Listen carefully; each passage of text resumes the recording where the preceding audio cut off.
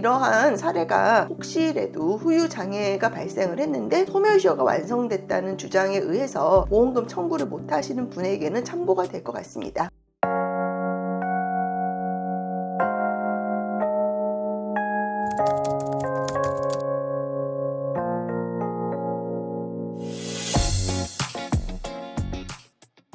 안녕하세요. 최혜원 변호사입니다. 보험금 청구권 소멸시효가 3년이라는 거는 많은 분들이 잘 알고 있고요. 이거는 보험 사고가 난 날부터 기산을 합니다. 그런데 문제가 가끔씩 장애 판단을 받았는데 3년 내에서의 장애 판단을 받은 거 이후에 새로운 장애가 발생하는 경우가 있습니다. 후유 장애가 2번에 걸쳐서 발생을 하는 건데요. 최초 후유 장애는 3년 내에 이제 보험금을 청구를 했습니다. 근데 나중에 발생한 후유 장애는 3년이 지난 후에 발생을 해서 이에 대해서 보험금을 청구하니 보험회사는 소멸시효가 지났다 하고 보험금을 지급을 하지 않습니다. 그래서 관련해서 이렇게 후유 장애가 발생한 경우도 소멸시효 기산점이 보험 사고로부터 기산을 해야 되는지 이에 대한 판단인데요. 결론부터 말씀드리면 후유 장애는 후유 장애가 발생한 시점부터 소멸시효가 기산이 됩니다. 판례에서 이 부분을 어떻게 설명을 하는지 한번 좀 보시면 좋을 것 같습니다. 요거 2016년 판례고요. 2016 나니까 항소심 판례입니다. 이제 이 경우는 이 사건이 채무부존재입니다. 왜 채무부존재냐면 고객이 후발손해, 그러니까 후유장애에 나중에 발생한 후유장애에 대해서 보험금 청구를 자꾸 요청을 하니까 회사가 먼저 채무부존재 소송을 제기한 겁니다. 사안을 보시겠습니다. C는 이제 피보험자죠. C는 2011년 6월에 예초기를 이용해서 풀을 베던 중에 이물질이 눈에 튀어가지고 눈에 상해를 입었습니다. 그래서 이제 수술을 받고 치료를 받아가지고 2012년 1월에 C에게 한 눈의 교정 시력이 0.02 이하로 된 때에 지급하는 걸로 이렇게 지급률 35%에 해당하는 장애가 확정이 되었습니다. 이런 장애 진단서를 받았죠.